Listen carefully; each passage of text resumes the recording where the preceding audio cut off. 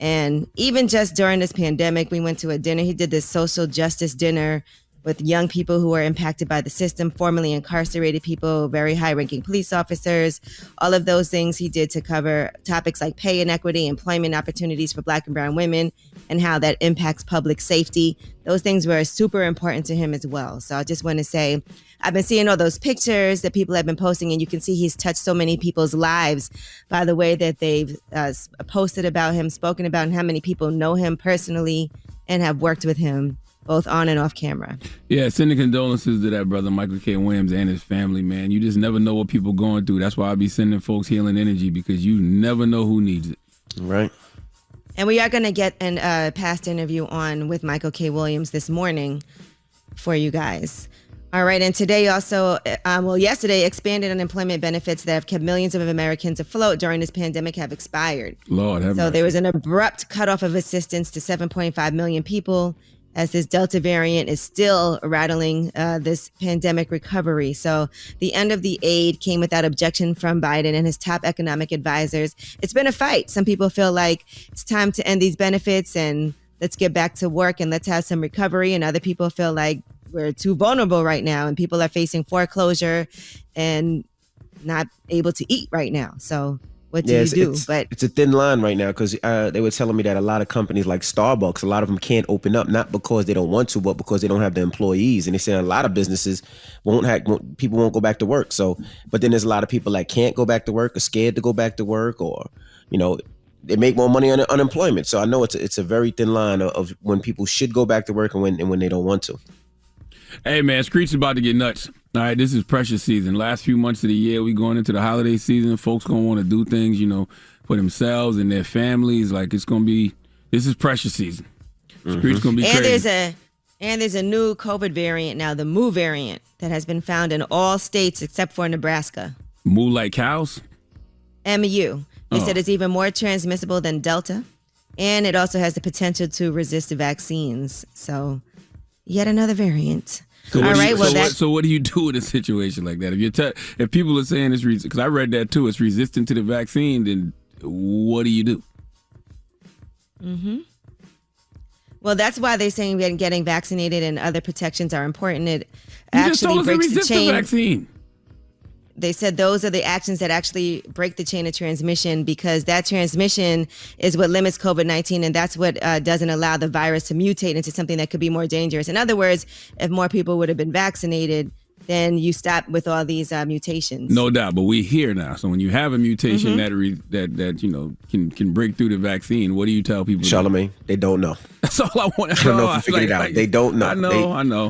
They'll say booster shot 3, then they'll say booster 4, 5, 6. They don't know. It's like playing a game of Russian roulette. You just wear your mask and pray. And kids are back in school, so that's even more worrisome. All right, well, that is your front page news. All right, get it off your chest. 800-585-1051. If you need to vent, phone lines are wide open. Call us now. It's The Breakfast Club. Good morning. The Breakfast Club.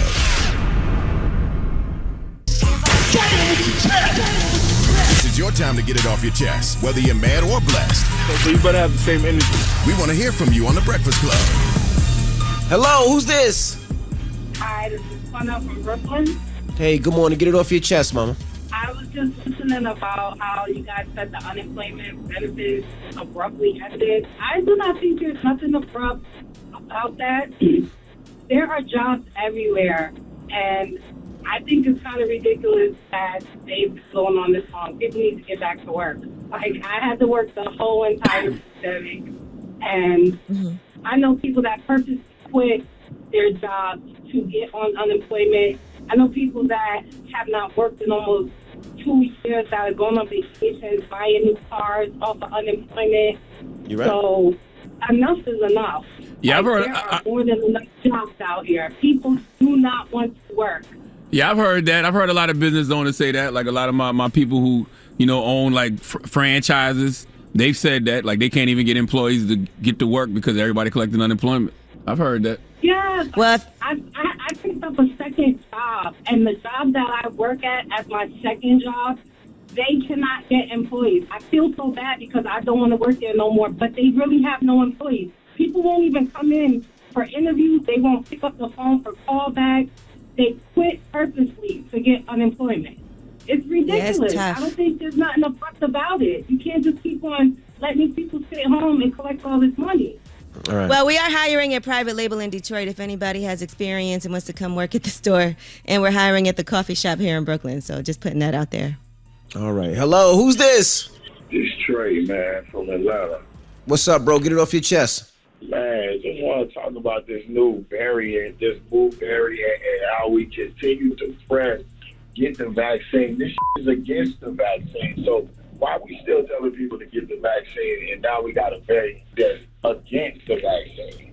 It's not a lot of cases, by the way. It's only like a few hundred in the states that it's identified in, but it's still the vaccine does protect you against the Delta variant, which is the dominant one right now. And kids are going back to school, and kids under 12 can't get vaccinated. So you want to try to protect whoever you can. I get what you're saying. I live in Florida, and my daughter go to school without a mask, and no kids in her school have gotten COVID. You know, like it's potato, but when we insist on pushing this vaccine on people, do you know that it got RDA in it? That affects your DNA. It's just so many variables to this vaccination. I feel like we're being guinea pigs. What the hell is RDA? What's RDA? RDA is something that your body naturally produces. It sends signals to your DNA, and it tells your DNA how to react to things. They said that vaccines do not affect or interact with our DNA in any way. That is a false. The FDA also approves cigarettes. That's not true, though. Oh my God! I can't. You're coming up with every excuse. I can't speak on. I did. No. I've looked that one up. That's not true, sir. The FDA does not approve the use of cigarettes. They also approve cow meat, which also give black men cancer. Do your research. Yeah, the FDA doesn't approve the use of tobacco, brother. That's a fact. All right. Well, get it off your chest. 800-58. It's up right now. Phone lines are wide open. It's The Breakfast Club. Good morning. The Breakfast Club. Wake up. Wake your ass. This is your time to get it off your chest. Whether you're mad or blessed, we want to hear from you on The Breakfast Club. Hello, who's this? Queen. Come on and get it off your chest, mama. I just want to say to the men and women out here to stop playing with people's emotions. Oh, boy. Because not everybody can handle it, and you're going to get yourself hurt out here. Oh. What happened, mama? Who hit the bottom? I dealt with a dude for 6 years. He followed me from Alabama here to Virginia and just was cheating. And, you know, I was one of the ones like, maybe he done been hurt. Let me, you know, stick it out. And I just sent him back home last month. And he hit me up today like, yeah, I'm trying to work it out with somebody. And I told him, please do this new girl right, because you never know. I can handle it emotionally, but you never know if somebody else can. And I feel like he's going to get hurt if he don't get himself together. It don't sound like you can handle it emotionally. It sounds like he put one hand on back, one hand on frontal, and turned you out. Well, if he was closer, it might have been. I just sent him home, but I'm getting through it. I'm not saying that it ain't hard, but somebody else would have rolled up on me. Now, I feel what you're saying. I feel what you're saying. He put one hand on your back, one hand on. Hello, who's this? Good morning, it's Tasha from Brooklyn. Hey, Tasha from Brooklyn. Get it off your chest. Happy belated birthday, DJ FP. Thank you so much, mama. Thank you. My birthday's Friday. Virgo Nation. Virgos. Congratulations for making it into another year. Oh, thank God. Yes, thank God. I'm 42 years old. I am not embarrassed. Why should you be? It's a lot. I don't know. People don't be liking to say their age. I don't get it. They damn fools. Those are very insecure people, because the truth to them. There's a lot of kids ain't making it to that's make right. mistakes. Absolutely. That's right. It's a blessing. That's right. I made my mistakes. I'm getting on. I'm making good moves now. That's right. I also had a question. I have a 3-year-old. I'm going to keep home again this year because I don't know, this variant is crazy. And I would like to know if there's some legit work at home things that I could look into. Man, that's crazy. I was riding into work this morning, and I wasn't listening to nothing just because I wanted to think. And I was literally thinking the same thing about my 2 youngest. I'm like, Maybe I should homeschool the 5-year-old and the 2-year-old. I literally was thinking the same thing this morning. I was going to talk to my wife about that. Just make sure you do it, because I know 3 years old is it pre-K? Not really. Pre-K is 4. Pre-K is right? 4. Yeah, pre-K is 4. They doing a 3K now, where they it's like pre-K or head start or something. Yep. Yeah, it's just make sure whatever you do, you really do it, because I left one of my kids I took out during kindergarten 2 years ago, and it was really difficult when he went back to school because they learn so much now in pre-K and kindergarten. Usually they would learn that much in first grade, second grade, but they're learning everything earlier. So we had to get tutors and everything to make sure he was right. But it's very difficult when you pull your kids out. You have to make sure you continue to teach them, because it gets easy because they're home, but you just got to put that dedication in. Right. They're doing that all day long. It's not a couple of hours daycare and school and things like that. They're doing it all day long. So I was wondering if there was things, to look into. Yeah, there are apps and websites that can actually help you find remote jobs that you can look for. I know there's Flex Jobs, and they have WeWorkRemotely.com, but they have a lot of opportunities for people to work from home. Right now, if you do a search for it, there's a lot of different websites, a lot of apps that will help you find some work from home jobs. I thought you were talking about for kids, but you should definitely do the ABCs and 1, 2, 3s in addition. I thought she said she wanted to work from home also.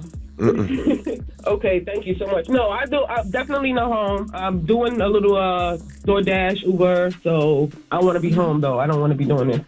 All right, Mama. Well, thank you for checking in, and good luck. Get it off your chest. 800-585-1051. Now we got rumors on the way, Yee? Yes, and let's talk about Naomi Osaka and the U.S. Open. She said you may not see her for a while. All right, we'll get into that next. It's The Breakfast Club. Good morning.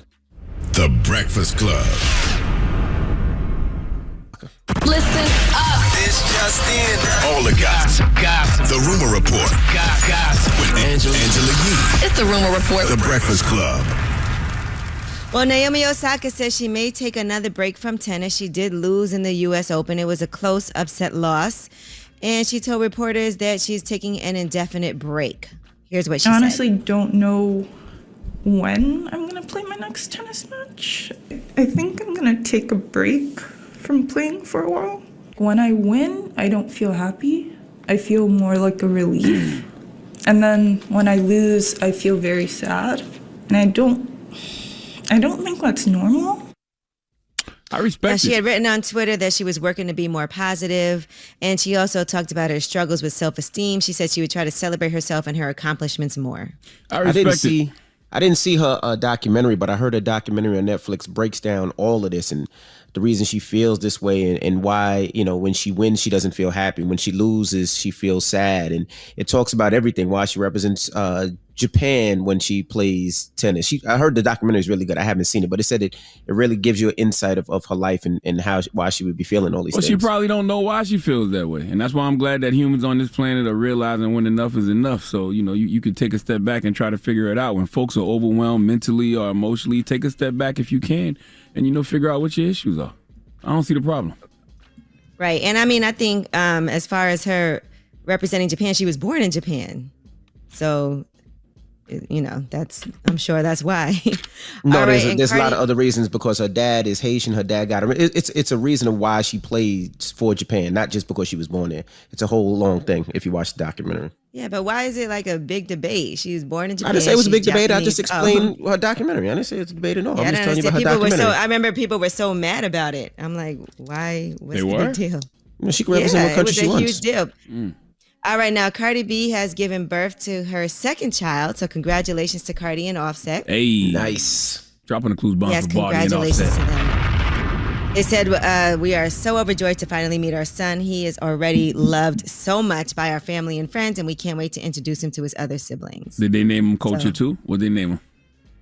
Oh, I don't know. That would be dope. But he did post chapter 5. He did post chapter 5 when he posted the picture of the baby. And guess who else is expecting? Kodak Black is expecting a baby girl. So that'll be his second child. And his girlfriend is Miranda Johnson. They met about 4 years ago. They decided they wanted to have a child together. His girlfriend is the realtor Miranda Johnson, and that is their first child together. So they conceived in April. The child is due late this year or early next year. Is that the one? Congratulations to them. Is that the young lady who had Kodak blushing up here when he was up here that time? That was a long time ago, no. You sure? Okay. Remember, he was engaged since then, and he's, a lot has gone on.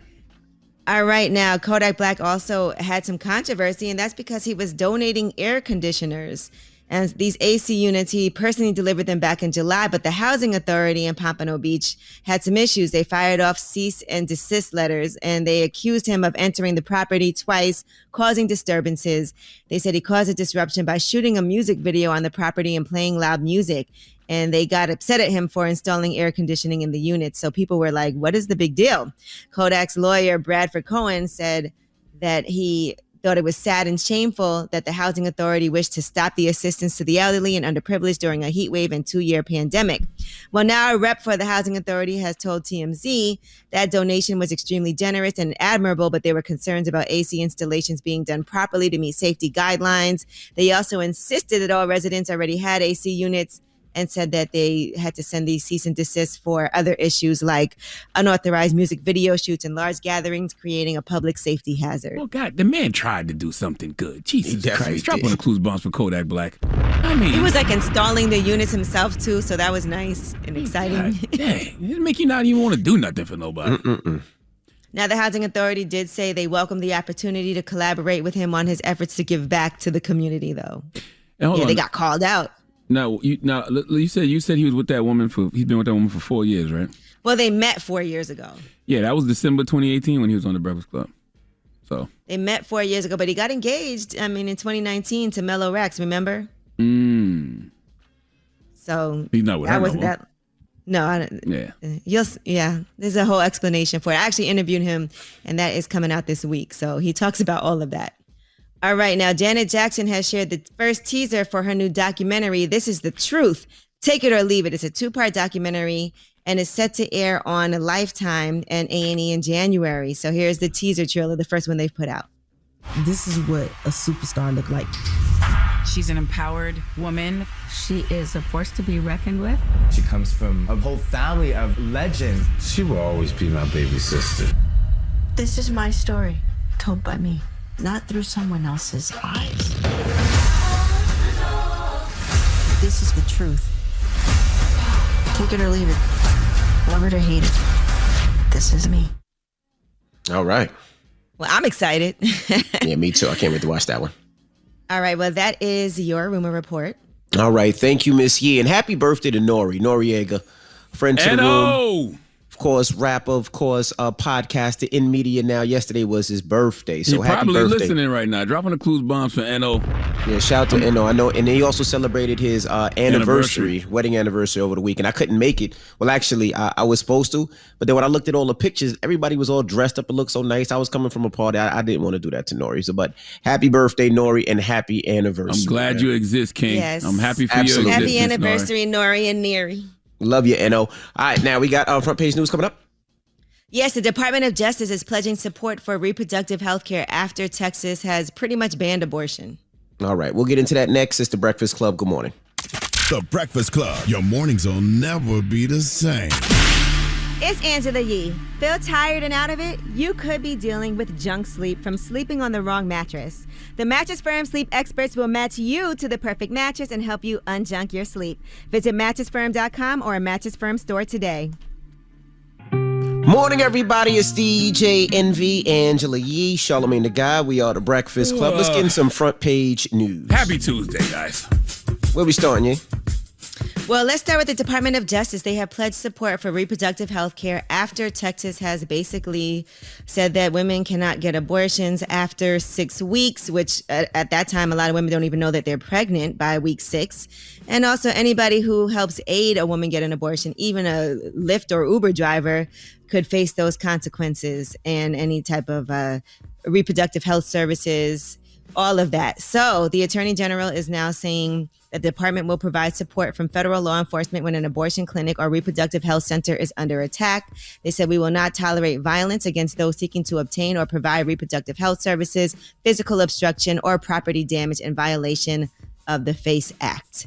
So that happened. Also, Lyft and Uber said they will pay legal fees for drivers who are sued under this new Texas abortion law. So if a woman is in need of transportation to a clinic, what the law says is that those drivers could face civil lawsuits under that law. Well, Lyft and Uber is now saying that you can't even ask a person, like, you don't have to tell your driver where they're taking you, and you have that right to privacy. So imagine you go and you get in a lift and then you're going to a clinic, and now that person who has no idea what you're going for ends up getting charged with taking you. That doesn't make sense, because that doesn't comply with people's basic rights to privacy, to the community guidelines provided by these services, and the spirit of rideshare. I still feel like people aren't raising holy hell about that law in Texas the way they should be. Like, when you see the white supremacy court upholding unconstitutional laws like that, it's only a matter of time before they try to get, rid of Roe versus Wade on a national level, right? Right, because they said Florida's next. Lord have mercy. Trying to follow behind Texas. Now, abortion funds and practical support organizations that provide women in need with money, transportation, lodging, recovery care, and child care could also face civil suits under this new law, as well as doctors, nurses, domestic violence counselors, and even if you're somebody's friend, somebody's parent, somebody's spouse, clergy member, anybody who drives a woman to a clinic, or even just provides counseling about whether to have the procedure, could potentially be charged under this new law. So drivers, everybody should not be put at risk. All right. Now, this past Labor Day saw 300% more new COVID cases on average than last year. So that's the jump that we're seeing. This has translated into overcrowded hospitals, a rise in infections among children, which is a particular concern. Like I said earlier, a lot of students are going back to the classrooms, and people are also fearing that this past holiday weekend could make matters even worse. So they said one big difference between this year and last year, the more transmissible Delta variant. Another one is that Americans over 12 years old can get highly effective COVID-19 vaccines. Experts say that is the best defense against the virus, but only 53% of the U.S. population is fully vaccinated. So as we're waiting for these kids, only 53%. 53%. And they said they got to get, the 70? Mm-hmm. Because I keep waiting for that herd immunity thing to kick in, but I guess a certain number of people I haven't heard them mention that in a long time. I haven't either. They switched that up. But I know they said a certain number of people had to be vaccinated in order for that to happen. I think it was 70%? But we're pretty far. Yeah, we're pretty far from that mark anyway. We're only at 53%. It's not far. That's not pretty far. I mean, it's been a long time that they've been saying this, and we're still almost 20% away from that. And didn't they announce a couple of weeks ago that 70% of the population was vaccinated, but it was only they only had got one shot or something like that? No, I think that was in certain states. I think that was in, I want to say New Jersey or something like that. That was just Joe Biden said that. That was on a Did he say that? level. Yeah. I thought it was only in a certain state. I could have been wrong. Well, the thing is that a lot of our population isn't even eligible to get vaccinated, because if you're under 12, you can't. So I don't even see how that's even going to be possible until that's available for everyone, right? See, that's all right. Virginia is also set to remove Richmond Lee's statue, and that is supposed to be happening tomorrow, more than 130 years after it was built as a tribute to a Civil War hero. He is widely seen as a symbol of racial injustice, and according to state officials, that is going to come down this week. Their governor said this is an important step in showing who we are and what we value as a Commonwealth. So that is on top of a granite pedestal which is on Monument Avenue. So they've announced plans to take the statue down since last year in June. And they announced that 10 days after George Floyd died under the knee of a Minneapolis police officer. The plans were stalled for more than a year by 2 lawsuits that were filed by residents who were opposed to the removal. But rulings last week by the Supreme Court of Virginia cleared the way for that statue to be taken down. So tomorrow is the day. Yeah, definitely take it down. It's got to go. But yeah. All right, and that is... Just to go back to what we were talking about, the CDC showed that 70% of U.S. adults have had at least one shot of a COVID-19 vaccine. Right. So for fully vaccinated, it's only 53%. But they said, I think it's 62% of the population who's eligible to get it have gotten it. But 53% of the population in general are fully vaccinated. All right. All right. And that is your front page news. All right. Now, when we come back, rest in peace to Michael K. Williams. He passed away yesterday. He was found. So he came a couple of years ago, and I think this was one of his first interviews on The Breakfast Club. And he just talked about his start and getting into character and getting out of character. And he breaks down a lot. So we're going to get that back on when we come back. So don't move. It's The Breakfast Club. Good morning. The Breakfast Club. Morning, everybody. It's DJ Envy, Angela Yee, Charlamagne the Guy. We are The Breakfast Club. Again, rest in peace to Michael K. Williams. He's been on The Breakfast Club a bunch of times, so we wanted to get back an interview when he, one of the first times he came on and talked about how he got his start and some of the roles he played. So let's get into it now. Again, rest in peace to Michael K. Williams. It's The Breakfast Club. Good morning. We got a special guest in the building. One of the most underrated actors in the business, I would say. All right, Mr. Michael K. Williams. Yo, good morning, good morning, good morning. So glad you made it up here because we felt like you were ducking us. I'm not gonna lie. Why? Ducking? Do you know I listen? Do you know I take the iHeart app wherever I go? I've listened to you guys. I swear to God, everything I love in London on the set of Assassin's Creed. Y'all keep me grounded, man. I listen to all your interviews, man. Whenever I can, wherever any part of the world where I can get the iHeart app, I listen to it. Well, thank you for that. So you heard us having the conversation one morning when Justin Bieber said he didn't want to play a gay role. A gay role, right? Right. Well, I missed that one. Yeah, that one got yeah. I mean, because your name came up a lot in it, because I was like, it didn't hurt Michael K. Williams when he played Omar. Like, you know.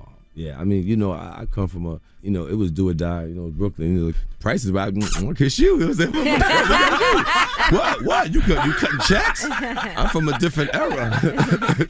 We didn't have social media back then. You had to get it popping. So you never had any reservations about playing the role? Man, listen, I had reservations about not eating.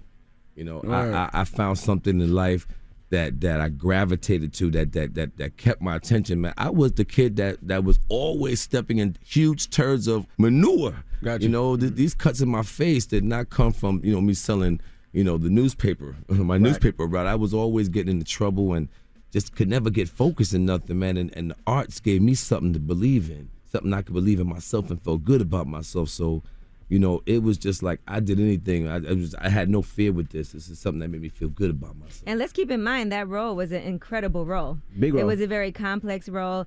Like, really, being gay was so secondary to who Omar was in general, as far as being like the most gangster exactly person how I on played the wire. I played it like, so what? You know, my biggest concern with Omar playing that character was to make sure that people believed when I picked that gun up that I was going to kill you. Because if you knew me, everybody know that Mike the Cream Puff dude. I'm not that dude. Anybody that grew up with me in Brooklyn, I would jump in the rope with you. You know what I mean? I don't care. You know, I was not the gangster. Right. You know, so I wanted to make sure people, when I picked that gun up, I had to believe that I could do that, so the audience believed that. So what was harder to play, the gangster role or the gay role? For me, it was definitely the gangster role. I had to go somewhere and make myself believe what could make me believe that I would want to kill somebody, and I had to find that within myself. Omar I wasn't acting, and Omar, I got to go somewhere. Got you. And it's dark. I locked in with Omar because he was sensitive. He was vulnerable. I didn't play him as the alpha male. I play him like, which made him connect to anybody connect to him. If you push anybody in the corner, they are going to retaliate. They're going to attack. It's the nature of life. And Omar kind of played him from this sensitive dude, like you can't hurt his feelings. So you could see yourself with a man, but not see yourself killing somebody.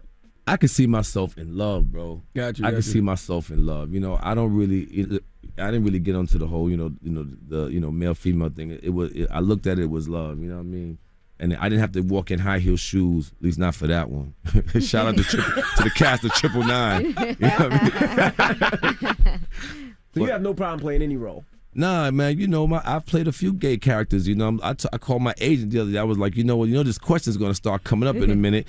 Happy Leonard, Omar. I got this joint coming out ABC called When We Rise, which is based on a true story. Mm-hmm. I saw. That's the HIV positive. Yeah, man. I had to lose weight. I lost like 40 pounds for that role. Shout out to Ken Jones, San Francisco, the people of, Castro. Now, how do you get that energy out of you? And I mean this with all the roles, because you play Omar on The Wire, you played Chalky on right. Boardwalk Empire. Those were gangsters. And you play a lot of gay roles. How do you get rid of all of that energy? Man, Charlamagne, I'm so glad you asked that, because I had to learn how to wash my psyche, man. This kid, my little brother, man, in Atlanta, 21 years old. We was chilling in Atlanta. I was on the set of Bessie, and the kid was like, he said, man, you look stressed out. Do you meditate? I was like, huh? I said, man, you need to wash your brain, bro. Like, you taking all these characters, and I was like, this kid told me this, and I was like, yo, you gotta wash your brain, Mike. So prayer. I had to get back in the Bible, man, just to get on my knees and just like wash. I had to reconnect with my family, people who matter to me. I'm gonna be 50 years old in November, so I reconnected with my kids. My eldest son, he had some issues, some situations. I had to family came first, and that kind of balances me out with these dark characters that I play, and then you look at these where my career has brought me, where I'm portraying like a character like Freddie. That's my nephew, Dominic DuPont. That's based on my real life. Jimmy Roseman, my big brother, who these characters now, the night of, Black Market. These are stories that the universe is sending me to portray, and it's like they have impacted my life, my personal life, in one point or another, whether me or someone who I love. So I can't run from this no more. Gotcha. You know, well, how is your family life and your personal life? Because you play those roles, you live those roles, and you got to be a different person. You know, I'm a work in progress. I will say that much. I just strive to be better than the dude I was yesterday, and Right. I don't try to put too much expectations on myself because I'm. How does your family look at you? Do they I'm look still at you as I'm still in the club. Yeah, I'm nobody's I angel. I'm still in the club, man. So know. I just take it one day at a time. And you got to get a lot of, especially if you're playing gay roles, just to make sure. Like, okay, just to make sure. Like, I'm not gonna lie. One night I was out with my friends right when The Wire was on, and my girl was like, "Oh, there go Omar from The Wire," and I was like, "Okay." And then my other friend was like, "You know, he's gay though," and I'm like, "No, that's just a character that he plays on the show. That's not him in real life." And people sometimes do get that, especially just when that was only what people knew you from initially. You know, I'm gonna keep it 100 with you, right? You know, this last job I did out there in San Francisco, man, when we rise, it made me look at a lot of things in my life that had happened to me. You know, I'm a survivor of molestation, and we're gonna leave it at that. Mm-hmm. You know, and yeah, I did question myself, and we're gonna leave that at that. You know, but where I've been is really nobody's business, and what I do in my bedroom or have done in my bedroom, I'm not at liberty to talk about that really. But I will say this much. I definitely had to look at some things in my life and some questions I had in my life that got aroused in me playing my characters. You know, so I'm there with it right now. You know what I mean? I like hearing you say that too, because there's a lot of kids that are still trying to figure out, you know, their sexuality because of situations like that, And themselves, and yeah. they end up killing themselves because they're young. But you older and you still dealing with it. And I like the fact you say you're still a work in progress. Like, yes, sir. You're just trying to figure it out. Man, yeah, I'm gonna stay young at heart, man. Big Ho say, you know, young forever, bro. I want to be wise. Word up, I definitely want to get wiser, you know. But I'm gonna stay young at heart forever, man. I love youth. All right, that was part one of our interview with Michael K. Williams. Again, rest in peace. This is when he came through a couple of years ago. We're going to get part two back on when we come back. It's The Breakfast Club. Good morning. Morning, everybody. It's DJ Envy, Angela Yee, Charlamagne the Guy. We are The Breakfast Club. Now, if you just joined us, we're getting on an interview we did with Michael K. Williams a couple of years ago. He passed away over the weekend, and I wanted to get back an old interview of him talking about how he got started and in some of his characters. So let's get into part two of it. It's The Breakfast Club. Good morning. I was watching Black Market, and I saw you in Newark and going to the church that you say actually kind of helped save you. Yes, I was surprised to hear some things on there. Like, you know, people picture you're on TV, and they automatically think, oh, he's got money, he's doing well, he's on TV. But you said things weren't so great for you. No, The Wire. I lived in the projects in Vanderveer until the second season of The Wire, where I got evicted because I was on drugs. You know, at that point in my life, I'm on a TV show. I'm literally, I'm homeless, you know. I mean, when I say homeless, you know, shout out to Mom Dukes and my family that was out of state. You know, it was either that, my mother's couch, or sleeping on my kid's bedroom floor on Staten Island. The only place where I could really be myself, because I had some issues I was working through. I was partying.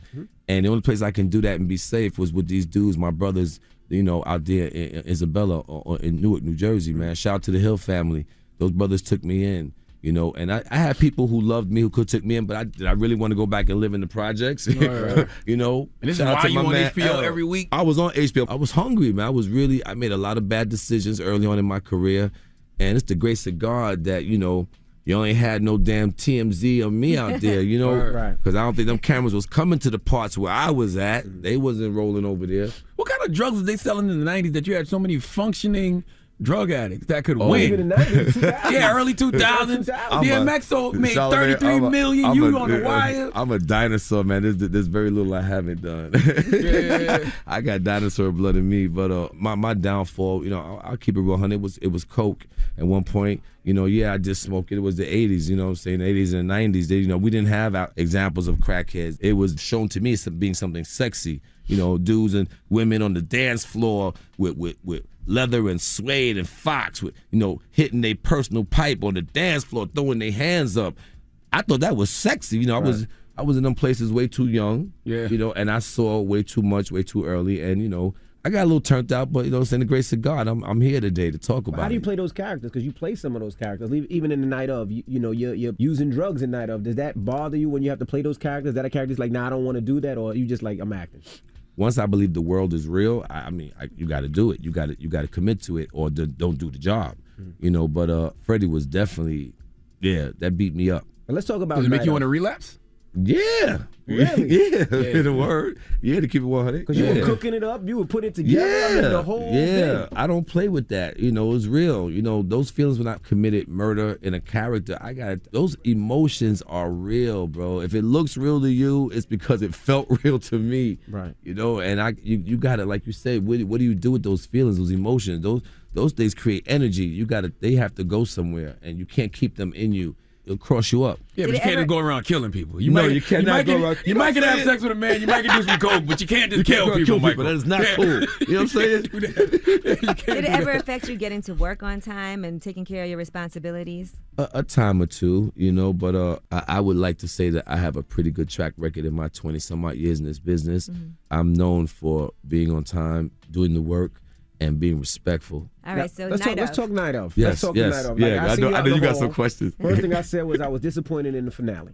Let me ask you a question. Sure. Why did you think that? What made you think it was weak? And what did you want to see? Because for everybody who hasn't seen it, there's a female that dies, and there's a guy in there that they're trying to say that killed it, and it's a hung jury, so he gets off. Mm-hmm. The problem was I want to know who killed the young lady, because we never find out who killed the young lady. It could have been him. But you find out in season 2, right? There's no season 2. We're not. Well, there's technically no season 2, but that is true.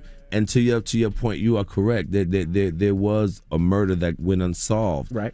But what the writers, I think, in my mind, what the writers were trying to show you was we got to watch a whole nother crime happen while we're waiting to see what happened in the initial crime, which was how Nasir got treated in the judicial system. That was a crime that we watched happen right in front of our eyes. We didn't have to wonder who did that. You know, our system failed that young man. That man was innocent until proven poor. Because had he had the money to get the powerful lawyers, the right lawyers, it is my belief, what I've seen in past situations in this country, that situation would have probably been handled differently had he had the proper lawyers. He went in there as a Muslim with no money and having been accused of killing a Upper West Side white girl. Done. Yeah, basically. Done. And he had no record. He was a good kid, college kid. They had him as a flight risk. The dude had no passport. Right. Where's he going? Correct me if I'm wrong. Tupac discovered you, right? Pac found me with a Polaroid. You know, he in New York shooting a movie called Bullet, and of him and Mickey Rourke. He was looking for a role to play the little brother. Right. And Pac saw a Polaroid picture of me. I'll never forget this Polaroid. It was, back in the days you go to audition, they put you on the wall and Polaroid you. Right. I had a purple sweatshirt on with the word gravy. My black butt with a purple sweatshirt. I don't know how this dude saw me. Like an eggplant. And gravy on it. Yeah, I mean, so the dude saw me, but he reckoned he clocked the scar and was like, yo, who is this dude? And he said, yo, find this dude.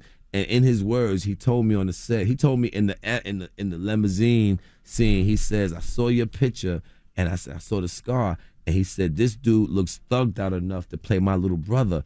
And he also went back and told the writer, because you remember he had the Slick Rick eye patch on? Right. He did that because, like he said, yo, we both was bald-headed. You got the scar. I got the one eye. We brothers. We look crazy, right? I was like, yeah, Pac, we look crazy. we crazy. That was your man? Y'all was close? No, man, I was in awe of that brother. I said very little around him. I literally used to shake around him, man. I was older than him. All I wanted to do with this dude, honestly, was just smoke a blunt with him. Mm-hmm. Really, I wanted to just be able to say I smoked a blunt with Pac, right? So I said, I got it. I'm gonna come to work tomorrow with the weed, but no blunt. And then I'm gonna knock on his door and be like, And I swear to you, remember that scene in How High? This is before the movie was out. I created this, that stuff really happens. Right. So I was like, okay, so I had my weed. I knocked on his trailer, and he was in there. He was in a conversation talking to Stretch. God bless the dead. Stretch was in the trailer talking, and you could hear it was a very passionate conversation. He opened the door. What? I said, hey, Pac, you got an extra blunt? Nah! Bam! Close the door. And he went back to his conversation. I was like, damn. So you never got to smoke a blunt with him?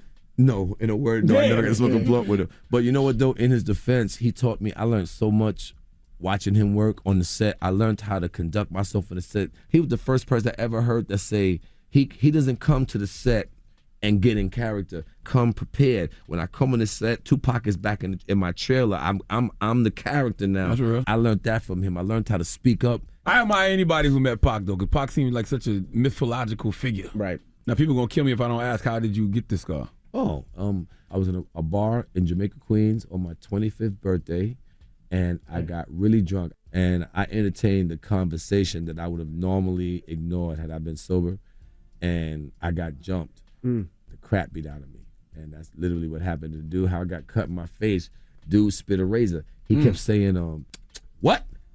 And in hindsight, what he was doing was he was getting that razor ready. And I was like, dude, and I remember my last words to him was, dude, yo, we all black, man. Well, why we gotta be like this, man? We supposed to be all brothers. Why you in my face like this, bro?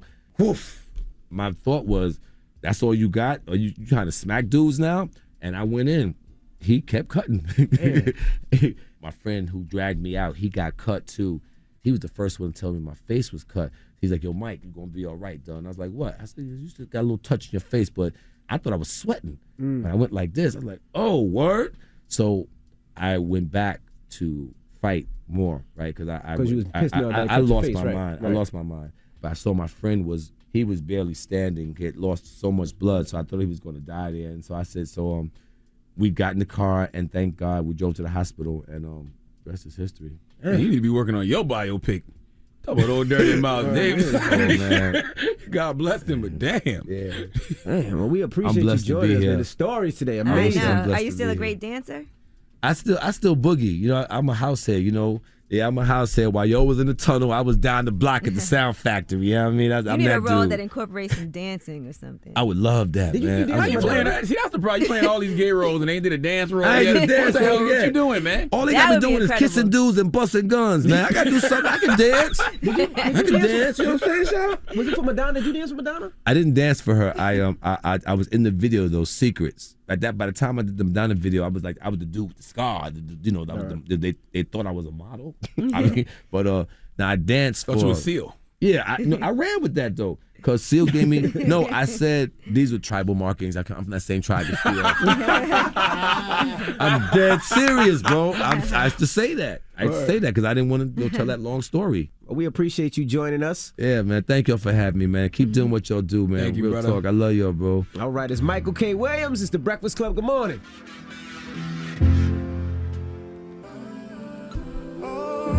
Morning, everybody. It's DJ Envy, Angela Yee, Charlamagne the Guy. We are the Breakfast Club. Yo. Again, rest in peace to Michael K. Williams. Absolutely. Yes. Definitely sending healing energy to, the family of Michael K. Williams. Absolutely. But you can see what an amazing person he was. So many people that he's come across posting him, talking about how great he was and all the philanthropy that he did outside of just his acting and how open and honest he was about things that he was going through in his life. So we do want to give some love to his family and loved ones. Is everything okay with you in Brooklyn? I'm hearing fire alarms. I'm hearing fire trucks, police sirens. Oh, it's Brooklyn. Come on. Oh, you're right. You're right. Well, we got rumors on the way. Yes, and let's talk about Kanye and Drake. Of course, there's so much activity around the release of both of these albums that have nothing to do with the music.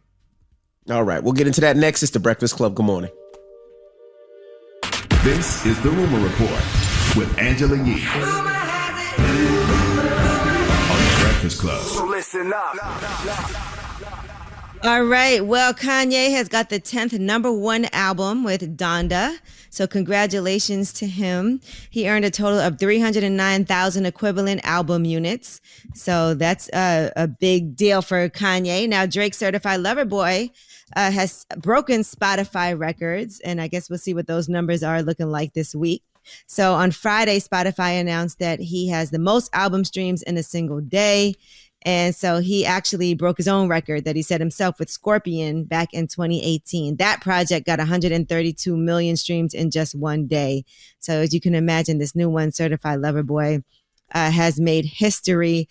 They said that according to chart data, it only took 12 hours for him to reach that accomplishment. So big deal for both of these artists, right? No matter what's going on, or if you're Drake or if you're Kanye. Yeah, congratulations to both of them. Yeah, and Drake has one of the biggest records in the club already. Too Sexy is the biggest record in the club. And the video, right? You love the video. Video's dope too, but in the club this week, and that was the biggest record in the strip club, regular club. It didn't matter. Too Sexy was that record. Oh yeah, you could hear that on the album and knew that was gonna go. Did y'all listen to the whole album? What y'all think? I did listen to the album. Listening to it when I was driving to Maryland. So yeah, it's a vibe. I like it. Yeah, There's a lot of quotables on there. You know, people were looking for things to put in their bios on social media. A lot of great quotables. What do you think, Envy? I think it was too long. I think it was too many songs. I think the vibes are when he's rapping. I love when Drake raps. The other one's not for me, but I love when Drake raps. What you thought? I mean, it's cool. I mean, Drake makes consistently good records. Like, you know, he just doesn't have another level. Like, you know what to expect from Drake. And that's fine because, you know, Draking will always be enough until someone comes along and shows this era something better. But I will say that, you know, different eras like different things. My son, who is about to be 18, loves Drake's album. Hands down, that's his favorite album. He loves Drake album. Me, I like when Drake raps. I like when he does the 7 a.m. the Bridal one or him with Ross and Wayne and even the Too Sexy. I like when he raps. That's just me. And he's a certified lover boy. I kind of felt like it was going to be more of an R&B vibe on this one just because of the title. To me, that's what I anticipated. But there's a lot of drama, like we said, going on behind the scenes. Now, Andre 3000 has had to release a statement, and that was clarifying his contribution to an unreleased Donda track, Life of the Party. Drake actually leaked the song on his show on Sirius XM, and here is what that song sounded like. Here's Kanye's part. Hey, Miss Donda, you're running to my mama, please tell her I said say something. I'm starting to believe ain't no such thing as heaven's trumpets. No after over, this is it done. If there's a heaven, you would think they let you speak to your son. Maybe that's goddamn 3 stacks. Drop on a clue bar for Andre 3 stacks. Yeah. Boy. Now, Andre 3000 did this very rare appearance. It was a moving tribute to his mother in line with the theme of Donda. And Kanye, however, took some shots on the song. And I guess, according to Andre 3000, this wasn't on there when he first got the track. Put Virgil and Drake on the same text, and it wasn't about the matching Arc'teryx or Kid Cudi dress. Just told these grown men, stop it with the funny ish. I might hire the whole team from ACG. Boo, nigga, boo. Kanye should be ashamed of himself wasting an Andre 3000 moment like that. Andre 3000 spit pure gospel. That was 100% pure light. Such a beautiful expression of the divine masculine, and Kanye ruined it being a 44-year-old man talking about on GD. If you don't sit your silly ass down somewhere and stop being lame. Well, here's Andre 3000's statement. And by the way, let's be clear, this was unreleased. So I'm assuming we weren't supposed to hear this. But even right? as an artist, after you hear Andre 3000 spill his guts the way he did, how could you have somebody write you something like that? We also don't know if Kanye wrote that part first and then sent it. We don't know. I mean, I don't know. And so here's Andre 3000's statement. A few weeks ago, Kanye reached out about me being part of the Donda album. I was inspired by his idea to make a musical tribute to his mom. It felt appropriate to me to support the Donda concept by referencing my own mother who passed away in 2013. We both share that loss. I thought it was a beautiful choice to make a clean album, but unfortunately, I didn't know that was the plan before I wrote and recorded my verse. It was clear to me that an edited, clean format of the verse would not work without having the raw original also available. So sadly, I had to be omitted from the original album release. The track I received and wrote to didn't have the diss verse on it, and we were hoping to make a more focused offering for the Donda album, but I guess things happen like they are supposed to. Yeah. So he said he also wanted to be on Certified Lover Boy, by the way. He said, I just want to work with people that inspire me. Hopefully I can work with Kendrick on his album. I love to work with Lil Baby, Tyler, and Jay-Z. I respect them all. Yeah, I thought the whole Donda album was going to feel like that Andre 3000 verse. I thought we were so too. I thought we were going to get that kind of vulnerability, that kind of reflection from Kanye. Like the way 3K talked about, you know, his mom passing. That's what I expected. But, you know, ego will always be the enemy. All right. Well, that is your rumor report. We have more to come with that, too, in the next hour. All right. Now, we got Donkey of the Day up next. Yes. I need Lieutenant Wilfredo Roman of the Chicago Police Department to come to the front of the congregation. We'd like to have a word with him, please. All right. We'll get to that next. It's The Breakfast Club. Good morning. The Breakfast Club. Your mornings will never be the same. From James Wan, director of The Conjuring, comes a new vision of terror. On September 10th, Malignant hits theaters. You don't want to miss it, and you won't want to see it alone. Malignant, rated R in theaters and on HBO Max September 10th. It's time for Donkey of the Day. Donkeys of the Day, ask Charlamagne. I'm a Democrat, so being Donkey of the Day is a little bit of a mixed blessing. So like a donkey. Hee-haw. Okay. Donkey of the Day. The Breakfast Club, bitches. Now, I've been called a a lot in my 23 years, but Donkey of the Day is a new one. Yes, Donkey of the Day for Tuesday, September 7th goes to a cop in Chicago named Lieutenant Wilfredo Roman. He's a 21-year veteran of the Chicago Police Department, and he's been arrested. Okay, in fact, he turned himself into the department's Bureau of Internal Affairs, and he's been charged with 2 felonies, aggravated battery, and official misconduct after he decided to, well, it's no need for me to tell you. Let's go to ABC 7 Chicago for the report, please. Lieutenant Wilfredo Roman facing 2 felony charges for this incident, which occurred back in February. His attorney, however, says he's innocent. He says the officer was following his training and was trying to de-escalate an otherwise dangerous situation. Roman is free to go back to work after being released on a $5,000 I bond. In court, prosecutors described his alleged crimes. After 2 suspects jumped out of a car they allegedly stole, officers gave chase and took them into custody. While other officers adjusted the handcuffs on a 17-year-old suspect identified by the initials ZK, prosecutors allege Roman approached him. Defendant yelled for ZK to shut up. Defendant then approached ZK from behind and shoved his flashlight into his clothed behind. And later, as the suspect was being led away, Roman allegedly said, "That's what you get for carjacking." The small flashlight, the attorney says, never penetrated the suspect's skin and caused no injuries. You know, I'm a grown-ass human. I'm 43 years old. I've seen a lot in 43 years. When I hear this story of Lieutenant Wilfredo Roman, a story that, traumatizes me on so many levels because, number one, it's just another example of police officers doing whatever they want to black bodies. Number two, I can't help but think of one of the most disturbing stories I ever heard in my life, which is the case of Abner Louima, okay, here in New York City. Remember that case? Back in 97 when a cop named... Of course. I think his name was Justin Volpe. I think that's how you pronounce his last name, or Volpe.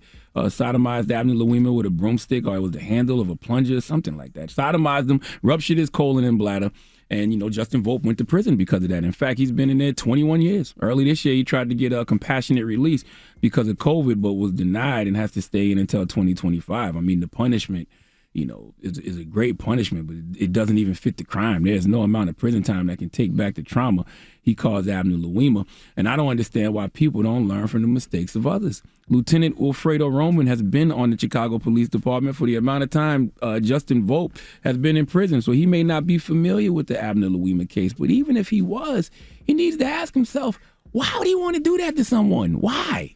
What's the reason? You already got him in custody. You already got him in handcuffs. What's the point of putting a flashlight in that man bunkie?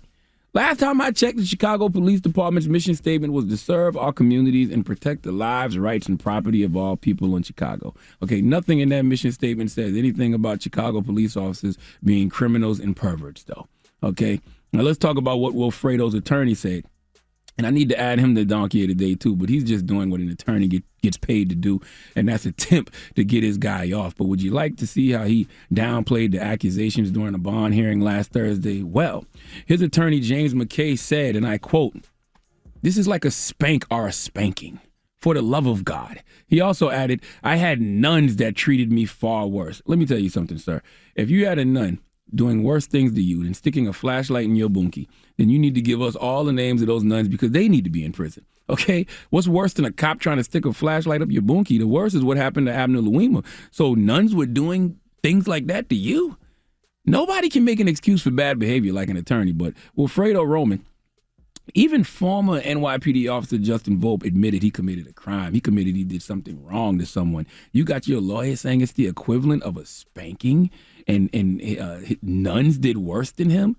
The lawyer is arguing with the judge that the flashlight in question is smaller than my pen and it did not penetrate the teen? Huh? Why, oh why is that your reasoning? How about the officer shouldn't even have attempted to put something in that man's bunkie to begin with? Now, Roman has been the subject of 40 citizen complaints, including allegations of excessive force and false arrest. He's been sued for misconduct allegations at least 3 times. If you ask me, I think Wilfredo Roman has been trying his hardest to go to prison, so it's time that he gets sent there. Please give Lieutenant Wilfredo Roman the biggest hee-haw. I mean, when you got all those allegations, excessive force, false arrest, you've been sued for misconduct allegations at least 3 times, and you're doing stuff like this, trying to stick flashlights in. little children's monkeys. Come on, man. Where's the prison when you need it? All right. Well, thank you for that donkey of the day, sir. Mm-hmm. All right. Now, when we come back, let's open up the phone lines, 800-585-1051. Now, we were talking about Bernice Burgos. You have the story, Yee? Yeah, okay. She was in the strip club actually partying with her daughter. Right. So we're asking 800-585-1051. People I see were talking about this. I don't know if they were upset or if they had a problem with it or what it was. But do you go clubbing with your kids? That is the question. 800-585-1051. Bernice Burgos and her daughter, who is, I believe, 23, 24 years old, are out having a good time. Do y'all see a problem with it? Let's talk about it. All right, it's the Breakfast Club. Good morning.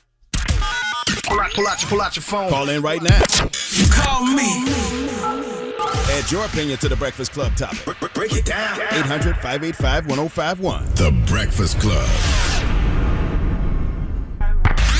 It's topic time.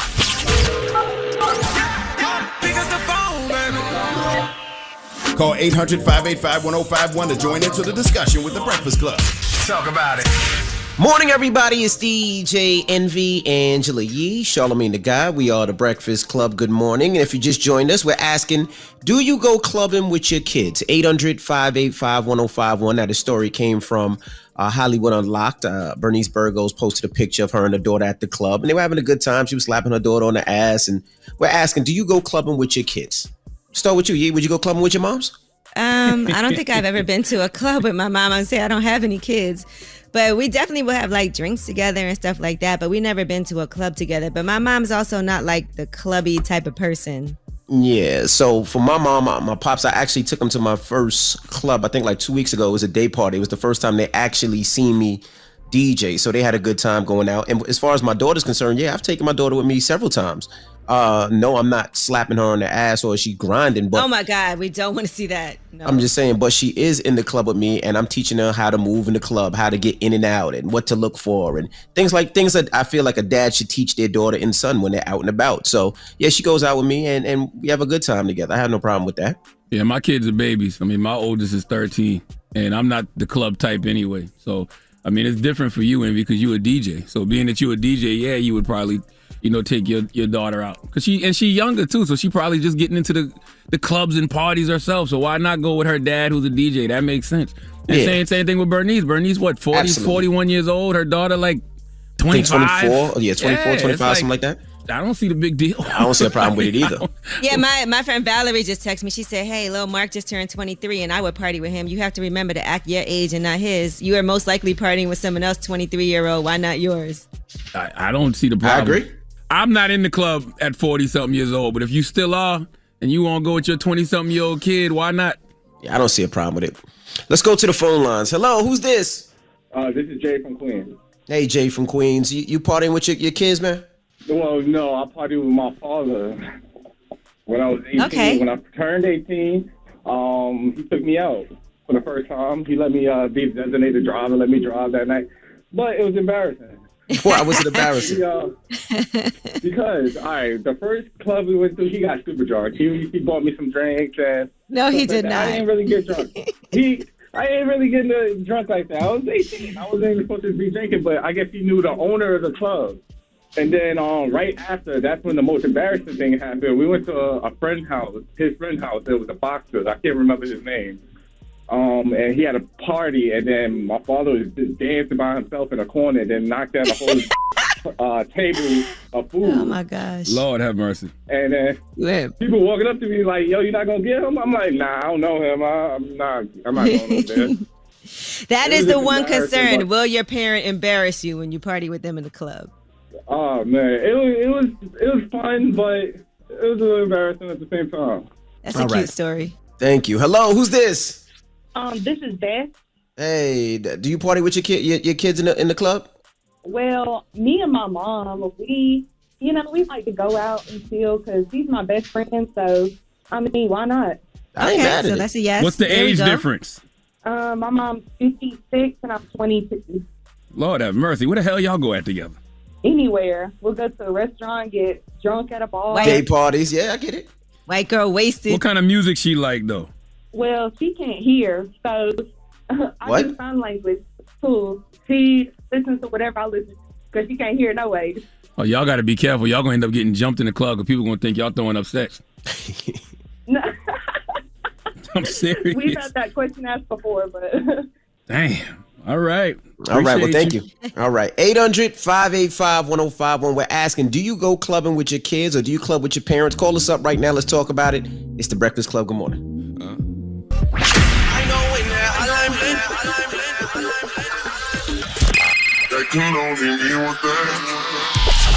Call me.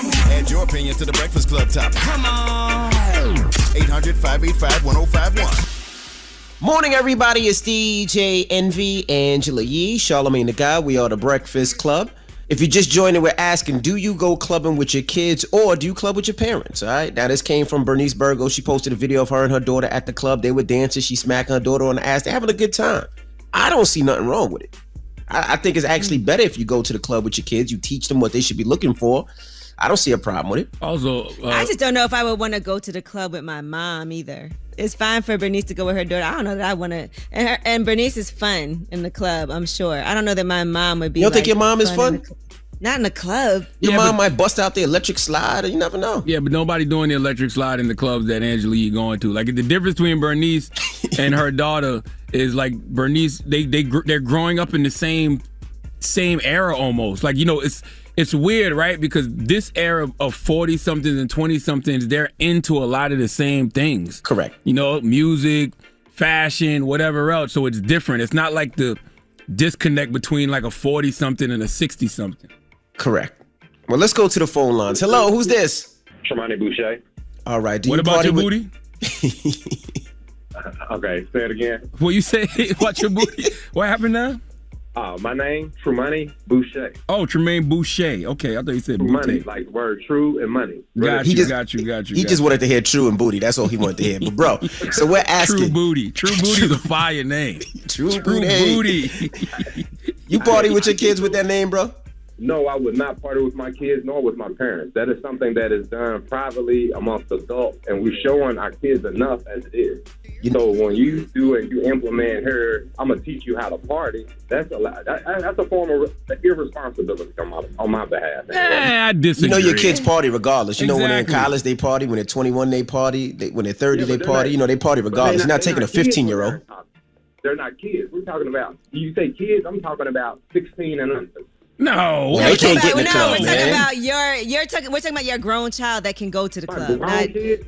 Yes. They 21 old enough to pay their own bills and drink. They're not my kids. They are still your They child still your kids, forever. Bro. I get what you're saying. In the club, Yeah, they not grown enough to assume responsibility, go to jail on their own, pay their bills on their own, have kids. Yeah, I can once go out with them like another adult. Yeah, once they get to a certain age, they're not your kids no more. They're your children. Right. Yeah, there you go. They're my children. They're not my kids. Kids I assume responsibility for. My children I love, care for, and support. I don't know. I still got kids regardless. I got, they're still going to be my kids. I don't know. Anyway. Hello, who's this? Yeah, what's up, Envy? What's up, Trav? What's going on? Me. What's up, Sean? Peace, sis. What's happening? Yeah, I'm calling to say that there's nothing wrong with that woman partying with her daughter. You know, I took my mama to the club with me and my friends. I took her right to the gay club, and she still talks about it to this day. You know, she had the time of her life. Like, of her life. I'm going to be honest with you. That's whack of you, Trav, to take your mama to the gay club. You know damn well your mama might have wanted to get some action, and you going to take her somewhere where she can't get none? My mama is married and has been for 38 years. Oh, my bad. I didn't know. My bad, Trav. She's just having a good time. Her man. Okay, well, you took her to the right place then. She had a good time. Yeah, I invited my dad, and he didn't want to go. Like, what kind of club y'all going to? I was started laughing. He's like, yeah, you and your mama go have fun. Oh, that's cute. All right. Thanks, Trav. What's the moral of the story, guys? I don't know. Is there more to the story? To each his own. Yeah, to each his own. When Logan gets of age, I'm gonna take him out too, man. I'd rather them out with me. They can learn and how to move in and out, how to get around. I just rather them learn from me, and then they can take it from there on. That's just me. But all right, we got rumors on the way. Yes, let's talk about Nicki Minaj. She describes why she declined to work with Doja Cat on the song Get Into It. All right, we'll get into that next. It's the Breakfast Club. Good morning. The Breakfast Club. It's about time. What's going on? Rumor Report. This is the Rumor Report with Angela Yee on The Breakfast Club. Well, if y'all remember, just last week, Chris Brown had called Kanye a ho-ho for leaving his verse off the album. And now it turns out that he actually shared what that unused verse was with his fans. He posted it, and he said, the verse chorus I mysteriously didn't do. And this is for the song New Again. Listen to this. Doing nothing to change it all. No minute I went hard plot twist now with a best friend. Next thing I know, I'm in a group text. Now we having group sex. Kanye left a lot of good music off that Donda album. Huh? He sure did. But he still is on the background vocals of that song. All right, now in the meantime, Diddy has praised both Drake and Kanye. He's not choosing a side, and he took time out of his vacation. He's in Capri, Italy, and here's what he had to say. You guys are true kings of creativity. You guys are so special and so necessary, you know what I'm saying? And just thank y'all for the inspiration. I want to make sure what hip-hop knows is that's the reach and the power that we have, you know? Really want to take my hat off to these brothers both sharing their truths, you know what I'm saying? Love decrees that they both win, that we win, you know? And artists should keep pushing it to the limit. Mr. Combs is correct, and I will add, Drake and Kanye should be working together. Like, stop all the pettiness and work together. Like, imagine a Kanye West album written by Drake, and imagine a Drake album executive produced by Kanye West. Like, Drake could write Kanye's whole life right now. And production-wise, I think Ye could bring something different out of Drake. They don't need each other at this point, but they could damn sure use each other. Yeah, there's a lot of bad blood between them, though. So I don't know how they could resolve it. I know they had conversations. No, it's not that bad. We seen Jay and Nas fix their blood, and they could fix their blood. They could fix their blood. I agree with you. I mean, and I would have loved to also hear the Pusha T situation. I think Drake is never going to forgive that too, and that's. But Meek Mill and Drake went nasty with each other. Exactly. I'm not saying it couldn't happen, but I'm saying it's a lot. And Gucci and Jeezy did a verse. Gucci and Jeezy did a verses together. Okay? I would love anything is possible. I would love to see. I would love to hear Kanye produce something for Drake. I think that would be dope. Yeah. Kanye's a genius when it comes to production. That's hands down. And when you think about the songs that Drake wrote for Ye off the Life of Pablo, which I think is Kanye's last really great body of work. I think Drake wrote on Ultra Light Beam. He wrote on 30 Hours. It's another song on that album he wrote on as well. But yeah, I just would like to see it. Pretty Boys versus the Petty Boys. Which one are you? Huh? It's from Drake's album. Oh. The Pretty Boys versus the Petty Boys. All right, now Kanye. Here's some more Kanye news. T-Pain was telling a story about Kanye telling him that he had a weak bar, and then he said he later on used the bar in his own song. Do you believe this is true? Listen to T-Pain's story. I was showing Kanye my to be like, is this good rap? It said, I got beef like 2 burgers. You niggas win slow, and I'm smarter than Steve Urkel. I knew it was going when I said it. Kanye confirmed it. He was like, don't ever say anything ever like that. And then one of his bars was, too many Urkels, that's why you win slow. And I was like, did this try to get me to not say my so he could say it? It's actually wins low is the bar. All right, well, if you want to hear the song, here's a snippet of that Dark Fantasy song. But what's worse, the pain or the hangover? Fresh air rolling down the window. Too many Urkels on your team, that's why your win's low. I was listening to My Beautiful Dark Twisted Fantasy album this weekend. Drop on the Clues Bombs for that certified classic. One of the best albums ever, not just hip-hop album. Like, just one of the best albums in any musical genre. Production-wise, it don't get much better than My Beautiful Dark Twisted Fantasy.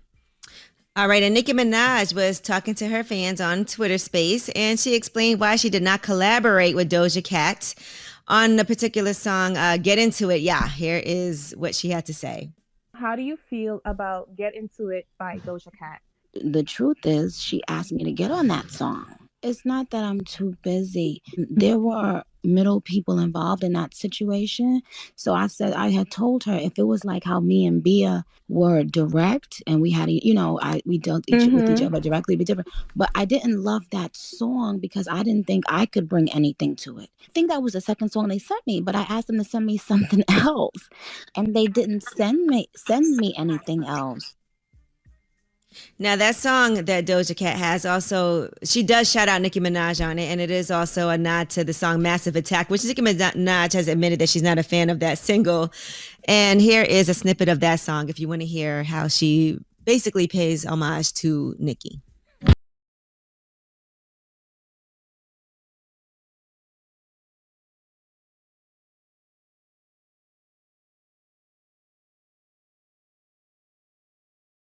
All right. So, who was that? Yes, Doja Cat. Oh, okay.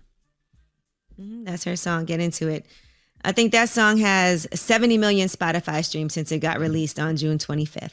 Wow. All right. Well, that is your rumor report. You saw that Nicki Minaj was and her husband Kenneth Petty were on a double date too with Rihanna and A$AP Rocky. I seen that. Mm-hmm. And the baby. I seen the baby there too, right?